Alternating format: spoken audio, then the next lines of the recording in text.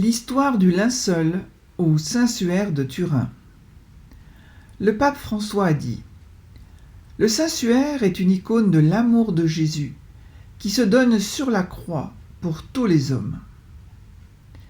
Le Saint-Suaire de Turin fascine toujours autant les foules et les scientifiques.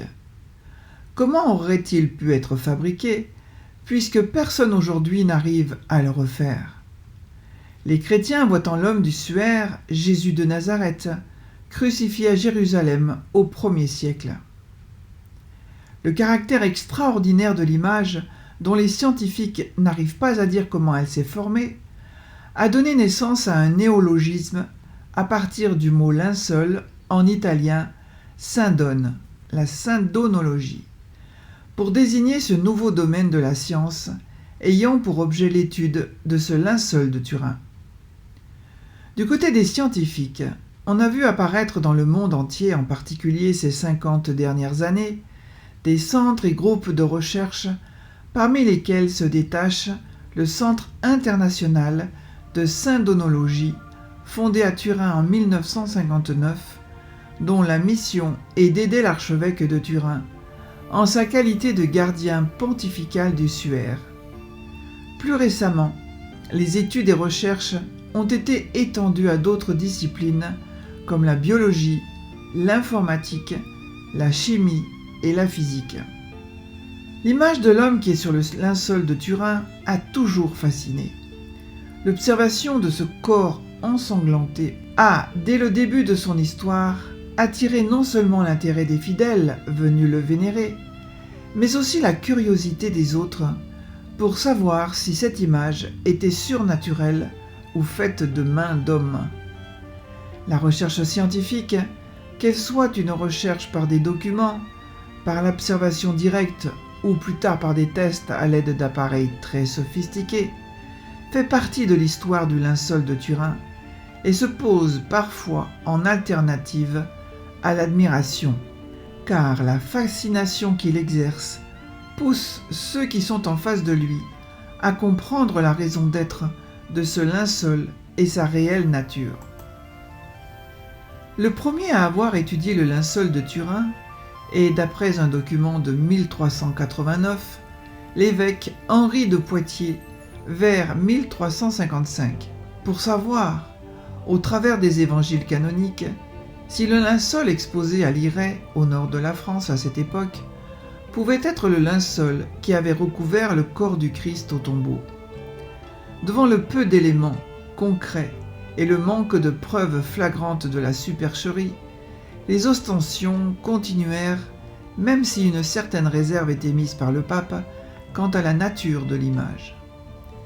Puis, suite à l'incendie de la chapelle royale de Chambéry en 1532, où le linceul était conservé dans un reliquaire d'argent, les pauvres Clarisses procédèrent en 1534 à sa restauration, le consolidant sur la face sans image d'une toile de Hollande. À cette occasion, elles firent un compte-rendu détaillé de l'image et de son tissu, décrivant avec émotion l'ensemble des plaies qu'elles observèrent de très près. On peut ainsi dire qu'à cette occasion ont été élaborées les premières observations médicales de l'homme du linceul de Turin. Le tombeau vide. De l'Évangile selon saint Jean, chapitre 20, versets 1 à 9. Le premier jour de la semaine, Marie de Magdala vint de bonne heure au tombeau, comme il faisait encore sombre, et elle aperçoit la pierre enlevée du tombeau. Elle court alors et vient trouver Simon-Pierre, ainsi que l'autre disciple, celui que Jésus aimait, et elle leur dit : « On a enlevé le Seigneur du tombeau, et nous ne savons pas où on l'a mis. » Pierre sortit donc, ainsi que l'autre disciple, et ils se rendirent au tombeau. Ils couraient tous les deux ensemble. L'autre disciple, plus rapide que Pierre, le devança à la course et arriva le premier au tombeau. Se penchant, il aperçoit les linges, gisant à terre. Pourtant, il n'entra pas. Alors arrive aussi Simon-Pierre, qui le suivait. Il entra dans le tombeau, et il voit les linges, gisant à terre, ainsi que le suaire qui avait recouvert sa tête, non pas avec les linges, mais roulé à part dans un endroit. Alors entra aussi l'autre disciple, arrivé le premier au tombeau. Il vit et il crut. En effet, il ne savait pas encore que d'après l'Écriture, il devait ressusciter d'entre les morts. Le linceul et le suaire. Le mot linceul vient du latin linteolum, qui veut dire petit morceau de toile de lin, mot dérivé de linteum, qui veut dire toile de lin. Le suaire vient du latin sudarium, mouchoir. Linceul et suaire, dont on a fait des synonymes, ne recouvrent pourtant pas au départ la même réalité. Si le linceul reste un drap dans lequel on ensevelit les morts, le suaire désignait quant à lui le mouchoir ou la serviette destinée à essuyer le visage. La pièce de tissu, improprement appelée saint-suaire, censée avoir enveloppé le corps du Christ à sa mort et qui est conservée à Turin depuis 1578, est donc, en raison de sa grande taille, un linceul. Tandis que la petite étoffe qui aurait recueilli la sueur et le sang du Christ et qui est gardée à Oviedo en Espagne est un suaire. On est le 5 avril de l'an 33. Jésus a été crucifié le 3 avril 33. On le sait par les calculs astronomiques de la date de Pâques de cette époque. Pierre et Jean descendent dans le caveau, voient deux éléments. Il y a deux parties. Une partie qui est roulée ou rangée, disent les évangélistes, et une partie qui est à plat. Les linges roulés sont le suaire d'Oviedo, en Espagne. C'est un linge rectangulaire mesurant 84 cm par 53. Il a d'abord été enroulé autour de la tête de Jésus et fixé à l'arrière de la tête, à l'aide d'une épingle dont on voit la trace sur le tissu. Puis, dans un second temps, le linge a été replié sur le visage. La coiffe de Cahors, la sainte coiffe, est un bonnet qu'on appelle en hébreu patil, dont les Juifs avaient l'habitude de recouvrir la tête des morts lors de leur ensevelissement. Le linceul et le linge à plat. Jean voit le linge posé à plat, affaissé, le linceul, comme si le corps avait disparu de l'intérieur, sans que rien n'ait bougé. Le corps n'a pas été enlevé par des pillards, il n'y a aucun désordre. Le linceul est tel qu'il était au moment de l'ensevelissement de la fermeture du tombeau. Mais il n'y a plus de corps, le corps s'est évaporé. Pierre est très perplexe. Cela provoque un éclair de foi chez Jean, qui écrit cette phrase très forte dans son évangile. Il vit et il crut. Ce que Jean a vu lui a permis de croire en la résurrection de Jésus. Ce ne sont pas les apparitions ultérieures de Jésus qui vont le convaincre de la résurrection, mais c'est de voir le linceul vide. Jésus a disparu, son corps a ressuscité, mais pourtant, il ne l'a pas encore vu ressusciter vivant. Comment le linceul est-il parvenu à Turin? Le linceul en Judée. On pense que ce linge a été conservé de la même manière que la couronne d'épines, les sandales du Christ, la tunique du Christ. Car en dépit de la répulsion qu'éprouvent les Juifs à l'égard de tout ce qui a touché le sang et la mort, et du fait que le Christ est ressuscité, les disciples de Jésus ont gardé précieusement ces reliques. On ne sait pas qui les a acquises. On a dit que c'est Marie, on a parlé de Saint Pierre, que c'est le serviteur du grand prêtre, d'après un apocryphe. C'est Maria Valtorta, une mystique, qui nous confie dans son livre « L'Évangile tel qu'il m'a été révélé » les informations suivantes. Tome 10, page 245. C'est le linceul propre dans lequel fut envolé le trait pur après la torture. Joseph, quand lui ressuscita, retira les deux linceuls du tombeau et les porta chez nous à Béthanie, pour empêcher qu'ils ne soient soumis à des profanateurs sacrilèges. Nicodème parle à la Vierge Marie. Le second linceul qui fut sur lui depuis le soir de la Parascève jusqu'à l'aurore de la résurrection doit te revenir. Sache que plus les jours ont passé, et plus sa figure est apparue nettement, comme elle était après qu'on l'eut lavée. Quand nous l'avons enlevée du tombeau, elle paraissait avoir simplement conservé l'image de ses membres, couverts par les huiles auxquelles s'étaient mêlées des traces de sang et de sérosité, venant des nombreuses blessures, mais par une volonté surnaturelle. Un de ces miracles, pour te donner une joie, plus le temps avançait, plus l'empreinte devenait précise et claire. Il est là sur cette toile, beau, majestueux, bien que blessé, serein, paisible, même après tant de tortures. Marie est angoissée mais aussi visiblement contente de pouvoir avoir cette surnaturelle et miraculeuse image de lui. Je vais prendre ce linceul, il donne la paix, car lui ici est serein, en paix désormais. Il paraît sentir déjà dans son sommeil mortel la vie qui revient et la gloire que personne ne pourra jamais plus atteindre et abattre. En l'an 66, quand une prédiction annonçait les débuts de la guerre des Juifs et donc le sac de Jérusalem par Titus et les armées romaines, les premiers chrétiens sont partis. Les uns vont dans une des villes de la Décapole, en Palestine à Pella, et les autres vont à Antioche. Ils emportent avec eux ces précieuses reliques. Mais il y a un trou historique entre l'an 33 et l'an 387 où l'on ignore où se trouve le linceul. Le linceul apparaît à Édesse en Turquie en 387 et il va y demeurer jusqu'en 944.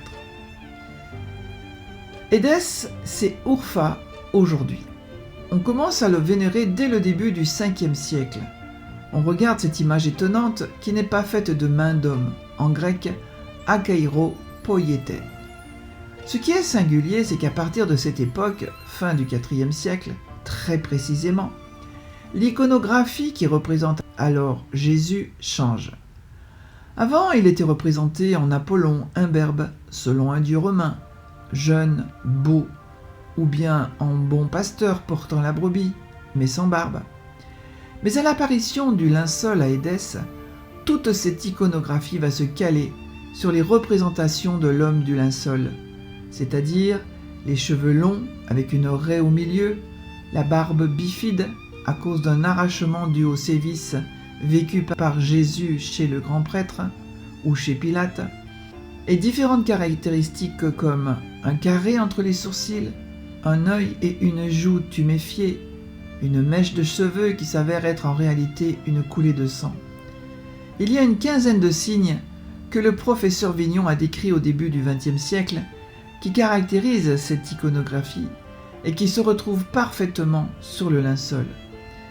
On les retrouve dans une icône très célèbre du Sinaï, et toute la peinture iconographique représente ces traits de l'homme du linceul, qu'on appelle le Christ Pantocrator, visage noble, cheveux longs et barbe. Le linceul à Constantinople, entre 944 et 1204. La tradition chrétienne rapporte qu'en 1944, le linceul fut échangé par le calife al-Moustaki contre 200 prisonniers arabes lors du siège d'Édesse par le général Jean Corcas, envoyé de l'empereur romain Ier Lécapène.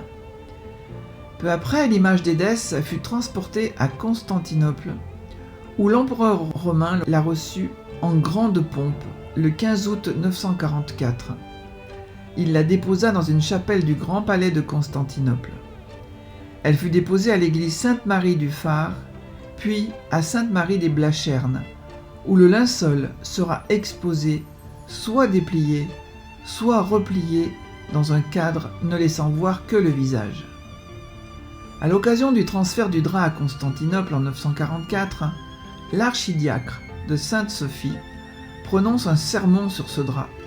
On a longtemps cru qu'il était perdu, avant qu'il ne soit retrouvé dans les archives du Vatican.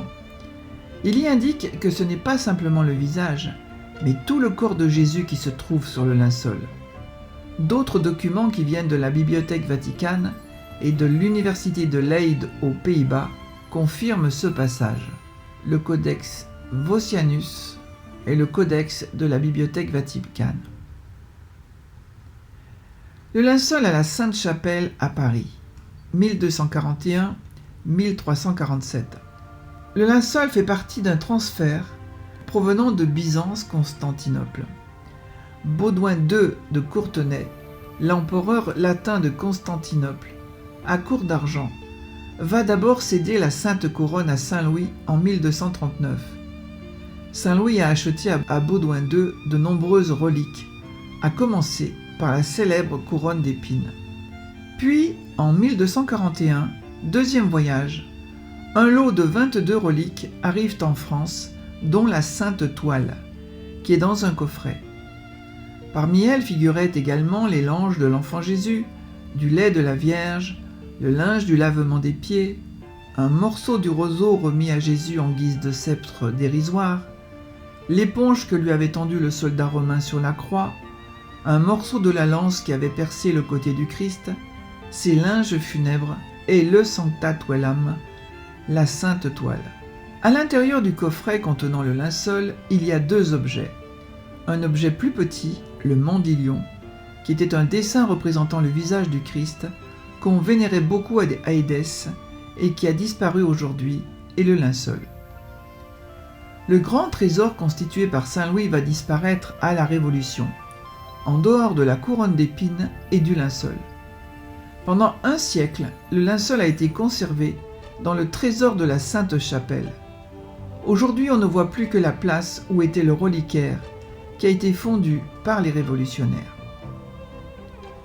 Le linceul à Liray, 1347-1448.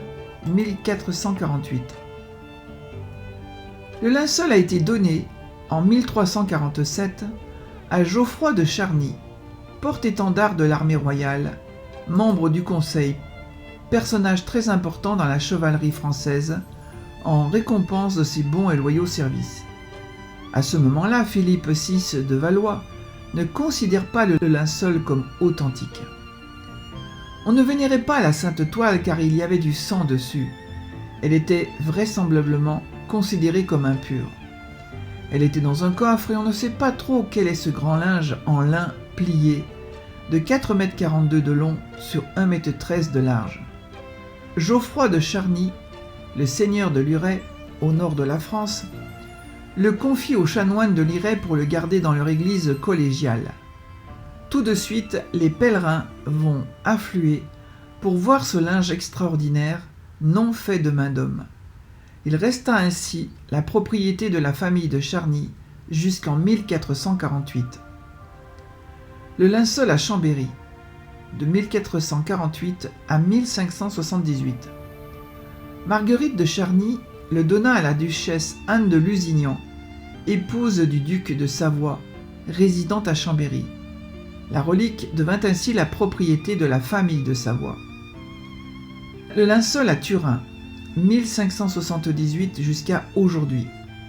Le duc de Savoie, Louis Ier, l'amène à Turin, car il a peur que les armées françaises fassent des dégâts.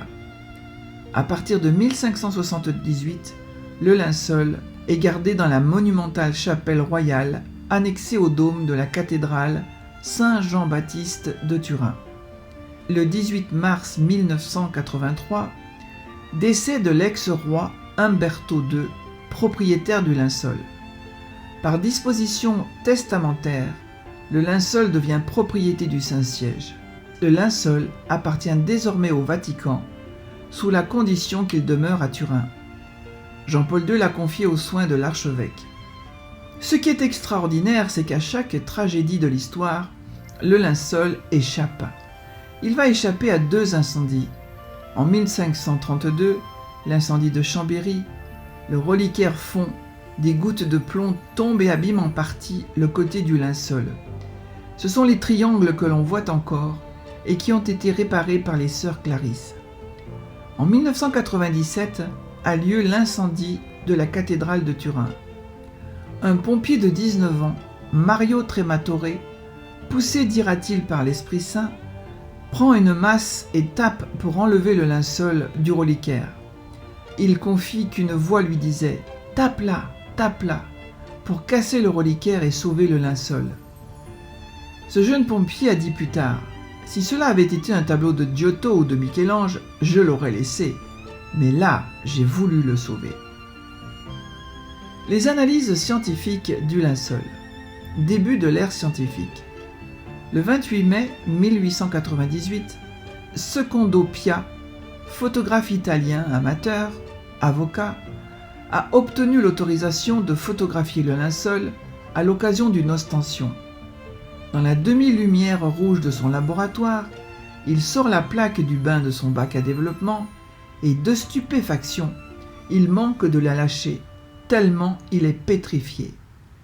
Il voit apparaître pour la première fois depuis 2000 ans le visage d'un homme crucifié, flagellé, portant toutes les marques de la passion. Car ce que nous voyons à l'œil nu sur le linceul est un négatif photographique. Ce qui apparaît dans le bac à développement est aussi un négatif.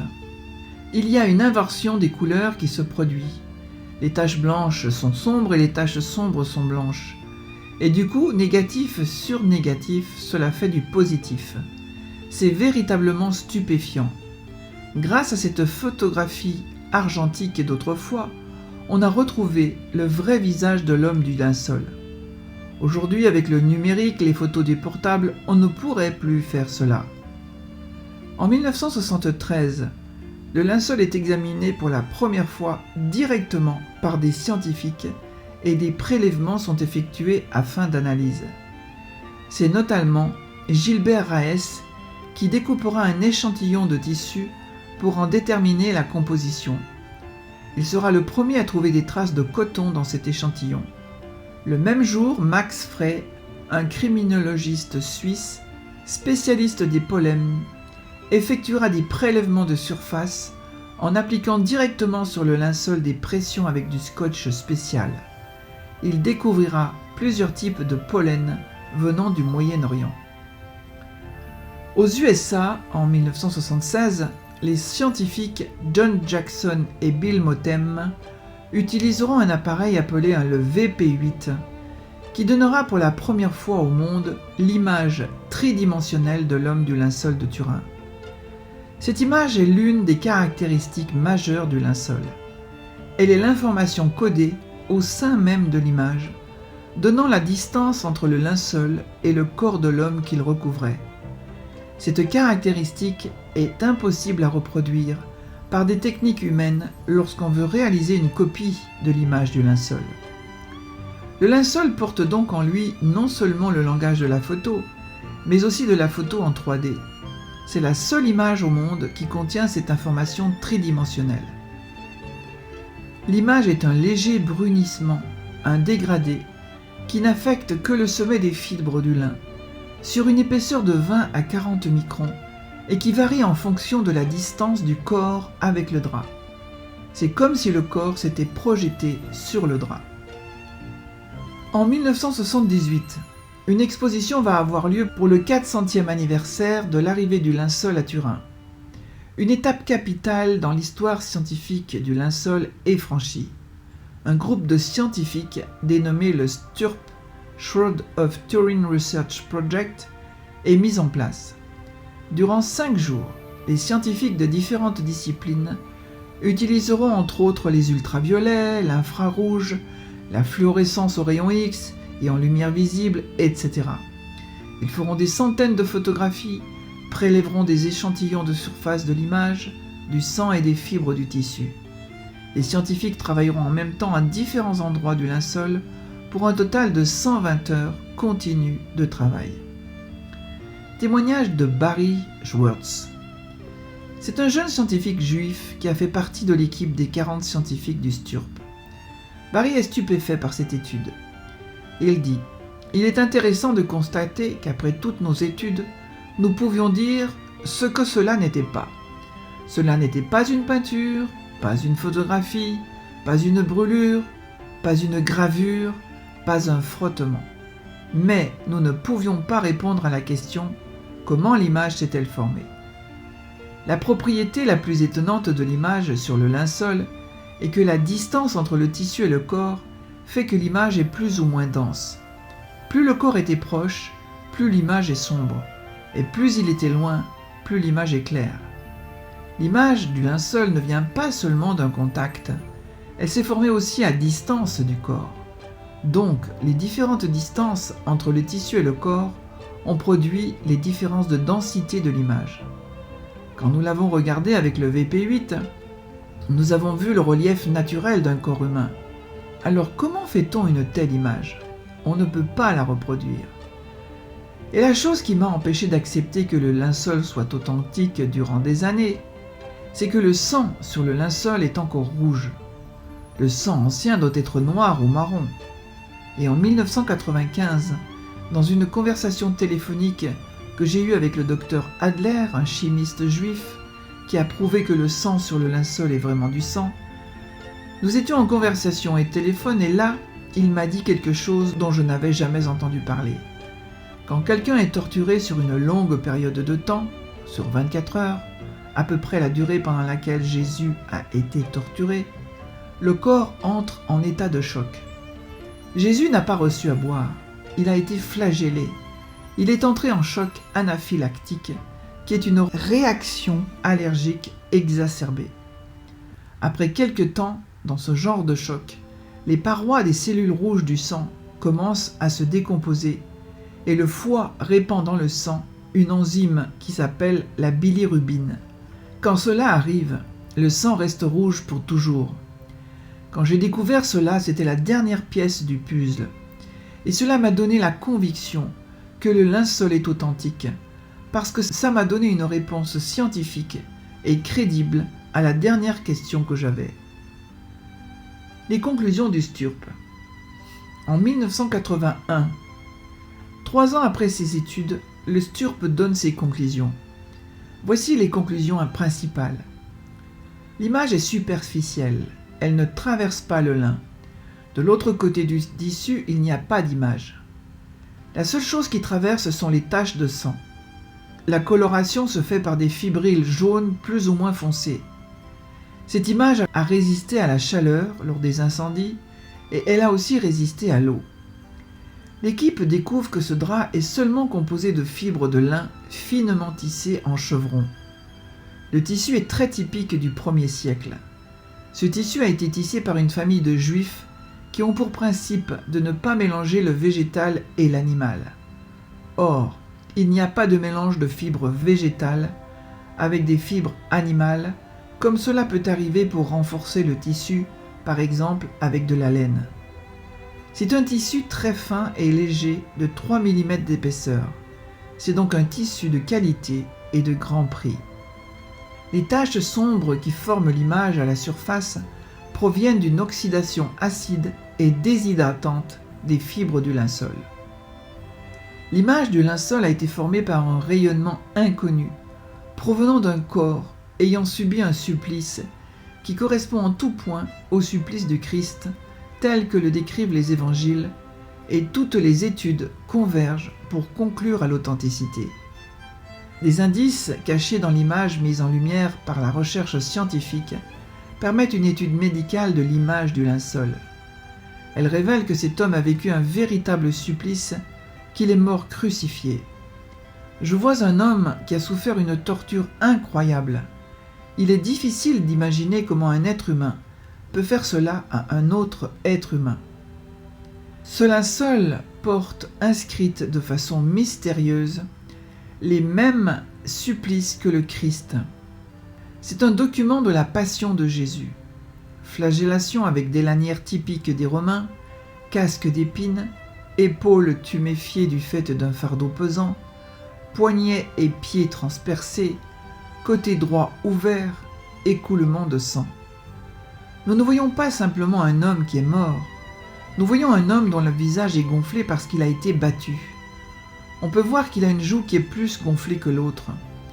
Il y a des traces de flagellation par un flagrum romain qui était un fouet fait de 3 lanières de cuir avec au bout un morceau de plomb comme une altère. Son corps est couvert de traces de fouet, plus de 120.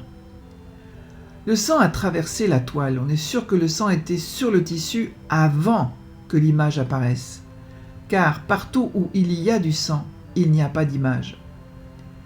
Ce sang est du groupe sanguin AB. ce groupe sanguin est le plus rare sur la Terre, 4% de la population mondiale. Il a la particularité d'être receveur universel. On voit bien que le cadavre était au contact du tissu puisqu'il y a des traces de sang. Mais au microscope, il n'y a pas de traces d'arrachement. C'est comme si le corps s'est dématérialisé. Les gouttes de sang sur le tissu sont restées parfaites. Cela reste inexpliqué. Par ailleurs, on découvrira que ce sang est identique au sang trouvé sur la tunique d'Argenteuil et le suaire d'Oviedo.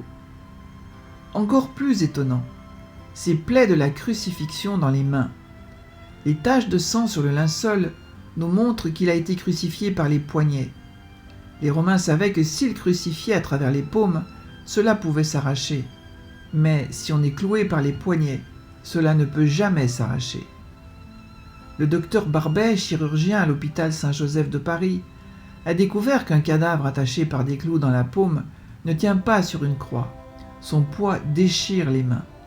Mais en mettant les clous au niveau des poignets, le corps tient. Par contre, cela appuie sur un nerf qui fait que le pouce se recroqueville à l'intérieur de la paume. L'homme du linceul a ses 2 pouces à l'intérieur de ses mains.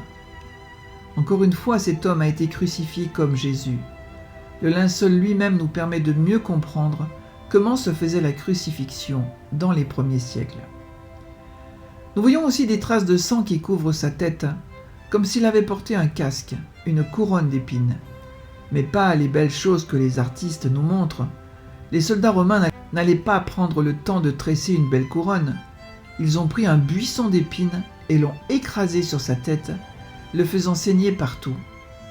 L'homme du linceul a une plaie béante sur le côté droit qui correspond exactement à la dimension d'une lance romaine, 48 par 15 mm. La plaie est restée béante, ce qui montre que le supplicié était déjà mort au moment où il a reçu le coup de lance. Sinon, la plaie n'aurait pas la même réaction si le coup de lance avait été donné de son vivant. La tache de sang la plus foncée du linceul vient de cette plaie. Le sang a coulé sur son dos. Donc, nous avons ce tissu couvert de sang et ces plaies, qui correspondent exactement à ce que Jésus a subi selon les évangiles. Voici la conclusion du père Rinaudot, scientifique, qui est docteur d'État en biophysique, spécialiste du nucléaire. L'image a été créée par une forte radiation lumineuse qui aurait provoqué une émission de neutrons et de protons qui ont formé cette empreinte par l'oxydation acide déshydratante des fibres de cellulose. Autrement dit, l'image est obtenue par la projection d'un rayonnement à partir d'un corps. Ce qui est extraordinaire, c'est que ce corps n'est pas déformé malgré cette déflagration qui a donné l'empreinte. Le tissu est parfaitement tendu sur le corps qui disparaît. L'empreinte se fait à travers le tissu. C'est vraiment un objet absolument original. Nous ne savons toujours pas comment s'est formée cette image. On est absolument incapable de la reproduire. C'est un mystère pour la science. C'est une image impressionnante qu'aucun artiste n'aurait su ni pu produire. La manière dont s'est formée l'image, le processus de fabrication, le made in en quelque sorte, est pour l'instant encore inconnu. L'analyse au carbone 14 est un véritable fiasco. En 1988, 7 ans après les études du STURP, 3 laboratoires très sérieux ont participé à l'analyse au carbone 14. Oxford en Angleterre, Zurich en Suisse, Tucson en Arizona aux États-Unis. Cette méthode a daté le linceul au Moyen Âge entre 1260 et 1390. Le linceul serait donc l'œuvre d'un faussaire. Ces 3 laboratoires avaient conclu un protocole d'accord comme quoi il ne se communiquerait aucun résultat. Mais ils n'ont pas respecté les protocoles d'accord. On a eu avec beaucoup de réticence des premiers résultats, 4 pages, dans la revue Nature. Et dès le départ, on s'aperçoit qu'il y a des dispersions statistiques qui n'auraient pas dû conduire à la datation donnée. Les statisticiens ont dit que ces chiffres ne correspondaient à rien. Il y avait une contradiction entre les résultats des différents laboratoires. Un Français a montré qu'il y a des épissures, des raccords de fil.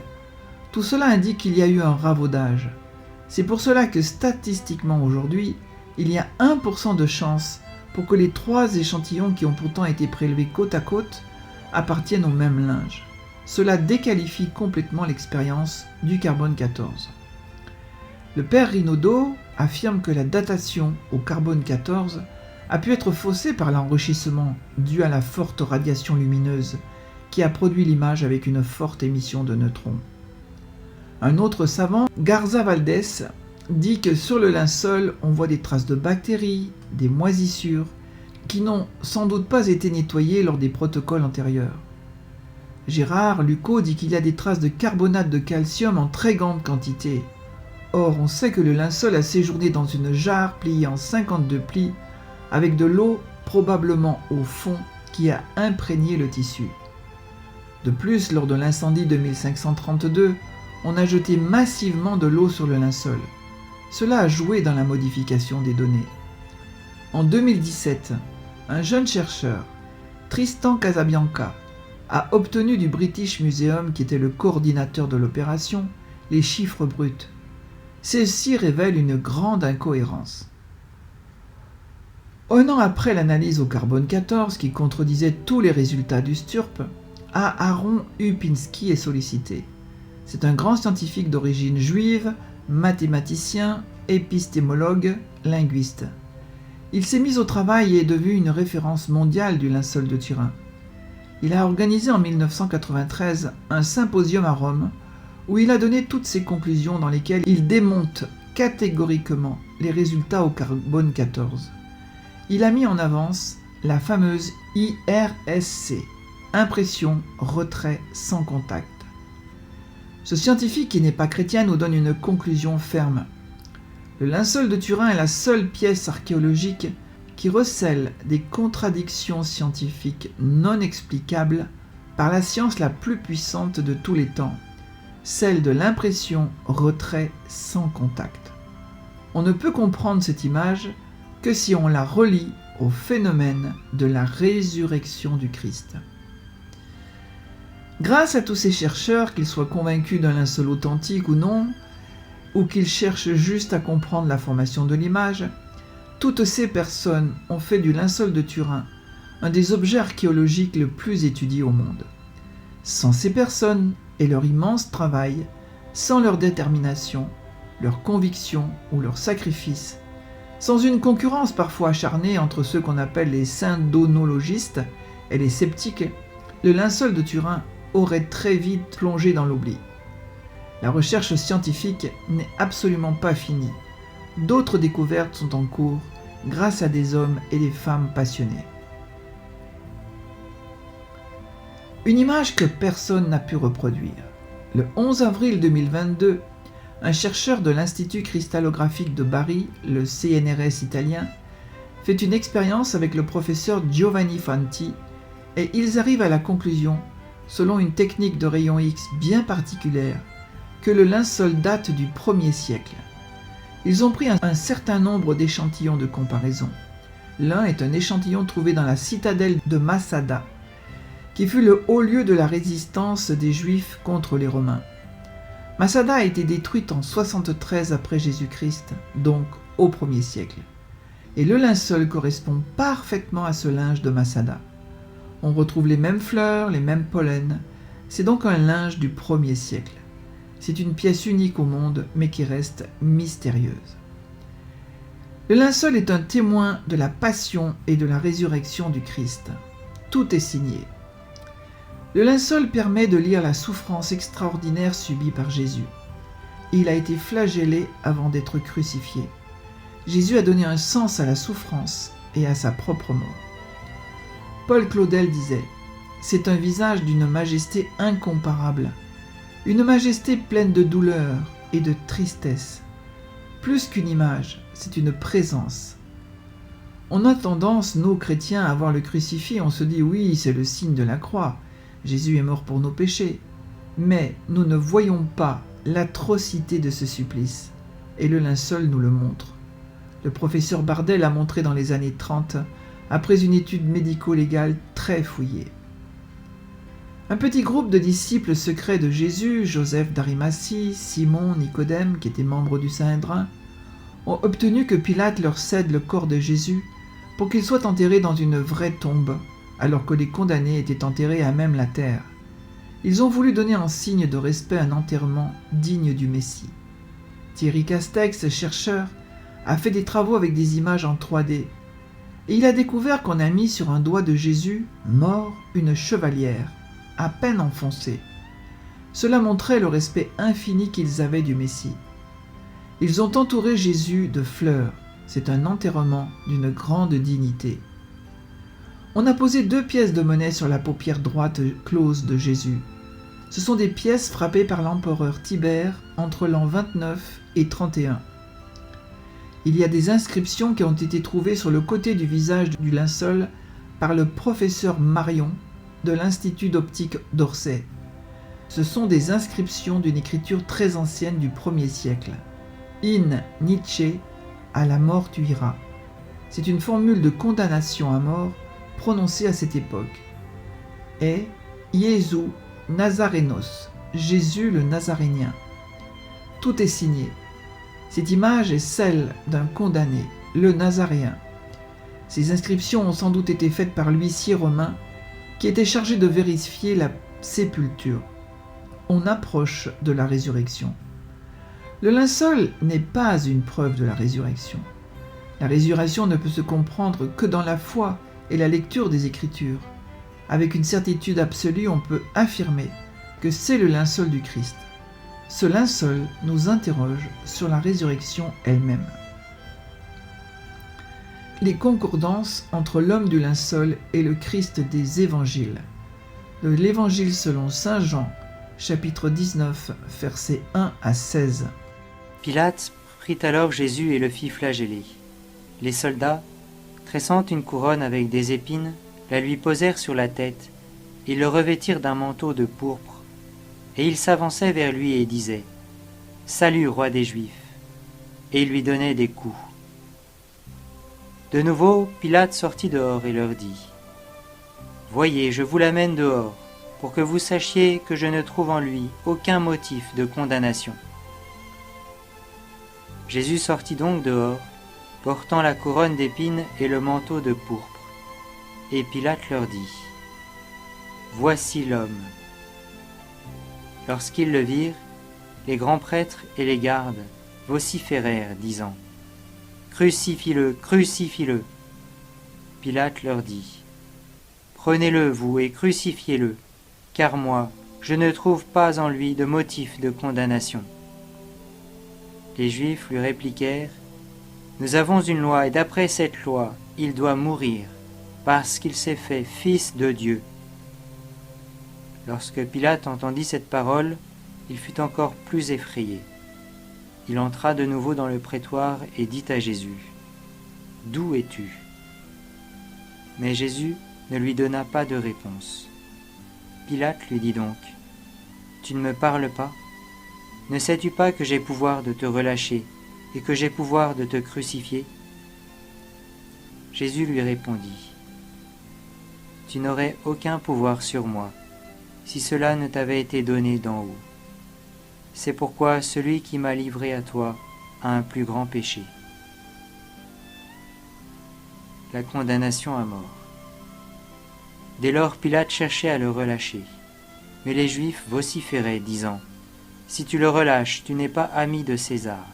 Quiconque se fait roi s'oppose à César. » Pilate, entendant ces paroles, amena Jésus dehors et alla siéger au tribunal, en un lieu dit le dallage, en hébreu Gabbatha. Or c'était la préparation de la Pâque, c'était vers la 6e heure. Il dit aux Juifs « Voici votre roi. » Eux vociférèrent « À mort, crucifie-le » Pilate leur dit « Crucifierai-je votre roi ?» Les grands prêtres répondirent « Nous n'avons de roi que César. » Alors il leur livra pour être crucifié. Le crucifiement. Ils prirent donc Jésus, et il sortit, portant sa croix, il vint au lieu dit du crâne, ce qui se dit en hébreu Golgotha, où ils le crucifièrent et avec lui 2 autres, un de chaque côté, et au milieu Jésus. Pilate rédigea aussi un écriteau, et le fit placer sur la croix. Il y était écrit « Jésus le Nazoréen, le roi des Juifs ». Cet écriteau, beaucoup de Juifs le lurent, car le lieu où Jésus fut mis en croix était proche de la ville, et c'était écrit en hébreu, en latin et en grec. Les grands prêtres des Juifs dirent à Pilate « N'écris pas le roi des Juifs, mais cet homme a dit « Je suis le roi des Juifs ». Pilate répondit « Ce que j'ai écrit, je l'ai écrit ». Lorsque les soldats eurent crucifié Jésus, ils prirent ses vêtements et firent 4 parts, une part pour chaque soldat, et la tunique. Or la tunique était sans couture, tissée d'une pièce à partir du haut. Ils se dirent donc entre eux « Ne la déchirons pas, mais tirons au sort qui l'aura. » Afin que l'écriture fût accomplie, ils se sont partagés mes habits, et mon vêtement, ils l'ont tiré au sort. Voilà donc ce que firent les soldats. Quand il eut pris le vinaigre, Jésus dit « C'est achevé ». Et inclinant la tête, il remit l'esprit. Comme c'était la préparation, les Juifs, pour éviter que les corps restent sur la croix durant le sabbat, car ce sabbat était un grand jour, demandèrent à Pilate qu'on leur brisât les jambes et qu'on les enlevât. Les soldats vinrent donc et brisèrent les jambes du premier, puis de l'autre, qui avait été crucifié avec lui. Venus à Jésus, quand ils virent qu'il était déjà mort, ils ne lui brisèrent pas les jambes. Mais l'un des soldats, de sa lance, lui perça le côté, et il sortit aussitôt du sang et de l'eau. Car cela est arrivé, afin que l'écriture fût accomplie, pas un os ne lui sera brisé. Après ces événements, Joseph d'Arimathie, qui était disciple de Jésus, mais en secret par peur des Juifs, demanda à Pilate de pouvoir enlever le corps de Jésus. Pilate le permit. Ils vinrent donc et enlevèrent son corps. Nicodème, celui qui précédemment était venu, de nuit, trouver Jésus, vint aussi, apportant un mélange de myrrhe et d'aloès d'environ 100 livres. Ils prirent donc le corps de Jésus et le lièrent de linge, avec les aromates selon le mode de sépulture en usage chez les Juifs. Or il y avait un jardin au lieu où il avait été crucifié, et dans ce jardin, un tombeau neuf, dans lequel personne n'avait encore été mis. À cause de la préparation des Juifs, comme le tombeau était proche, c'est là qu'ils déposèrent Jésus. Les 10 concordances entre l'homme du linceul et Jésus des évangiles. C'est un homme de type sémite, âgé d'une trentaine d'années. Il fait 1,80 m. Il pèse entre 77 et 80 kg. Il a entre 30 et 40 ans. C'est un homme qui a été frappé au visage et dont la barbe a été arrachée pour blasphème, voir Matthieu 26, 65.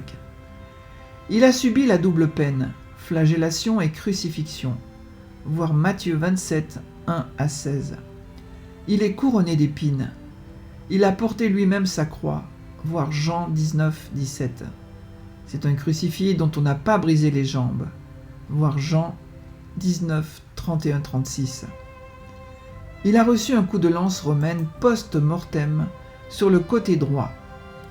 Il a reçu de la myrrhe pour son ensevelissement sans avoir été lavé de son sang. Il a été déposé dans un linceul de grand prix. Jean 19, 38, 42. Cet homme n'est pas resté plus de 40 heures dans le linceul, car il n'y a aucune trace de putréfaction sur le linceul. Première lettre de saint Paul aux Corinthiens, chapitre 15, versets 3 à 4. Les derniers papes sont tous allés se recueillir. Ils ont dit, Paul VI, le Saint-Suaire est un document de l'amour de Jésus écrit en caractère de sang. Jean-Paul II a dit, le Saint-Suaire est une provocation de l'intelligence. Il est le miroir de l'Évangile. Le linceul est un signe unique et vraiment providentiel pour notre temps. Benoît XVI a dit « Le Saint-Suaire parle avec le sang, et le sang est la vie. Il est une icône écrite avec le sang d'un homme flagellé, couronné d'épines, crucifié et transpercé au côté droit. » Le pape François s'est rendu à Turin le 21 juin 2015. Il a abondé dans ce sens. Laissons-nous donc rejoindre par ce regard qui ne cherche pas nos yeux, mais notre cœur. Il ne s'agit pas d'une simple observation, mais d'une vénération. C'est un regard de prière. Je dirais davantage, c'est se laisser regarder. Ce visage a les yeux clos, c'est le visage d'un défunt, et pourtant, mystérieusement, il nous regarde, et dans le silence, il nous parle. Comment est-ce possible ? Comment se fait-il que le peuple fidèle comme vous veuille s'arrêter devant cette icône d'un homme flagellé et crucifié ? Parce que l'homme du suaire nous invite à contempler Jésus de Nazareth. Cette image imprimée dans la toile parle à notre cœur et nous pousse à gravir le mont du Calvaire, à regarder le bois de la croix, à nous immerger dans le silence éloquent de l'amour. Écoutons ce qu'il veut dire dans le silence, en passant au-delà de la mort même. À travers le linceul nous parvient la parole unique et ultime de Dieu, l'amour fait homme, incarné dans notre histoire.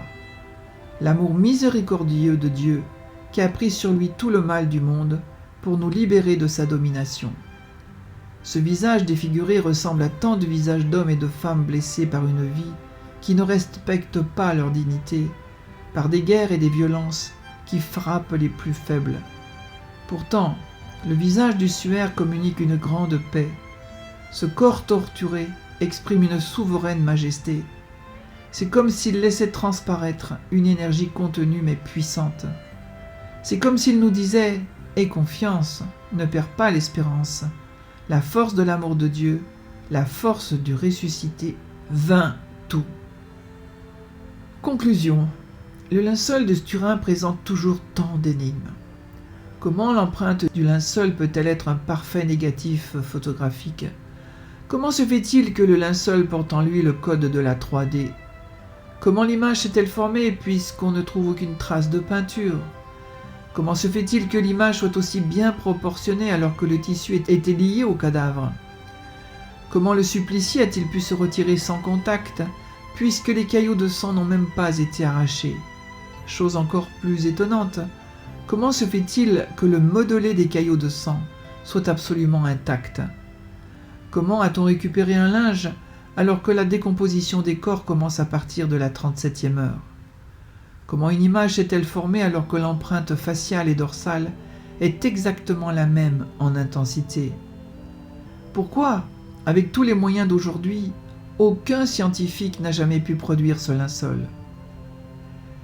Quel que soit le jugement historique et scientifique exprimé par les savants au sujet de cette relique mystérieuse et surprenante, nous ne pouvons que souhaiter qu'elle puisse conduire les visiteurs non seulement à un regard attentif et sensible sur les traits extérieurs et mortels du visage merveilleux du Sauveur, mais aussi qu'elle puisse les introduire à une vision plus pénétrante de son mystère caché et fascinant. Le linceul, avec son langage muet, semble effacer les 20 siècles de ce qui a été le plus grand événement de l'histoire. Un événement à la grandeur unique et jamais répétée, mais toujours actuel pour chaque homme et pour l'humanité entière. Le linceul est véritablement un trésor inestimable. Nous avons en face de nous un linge qui nous montre le corps d'un homme mort après avoir subi des tortures psychologiques et physiques d'une atrocité que seule la nature humaine est capable d'inventer.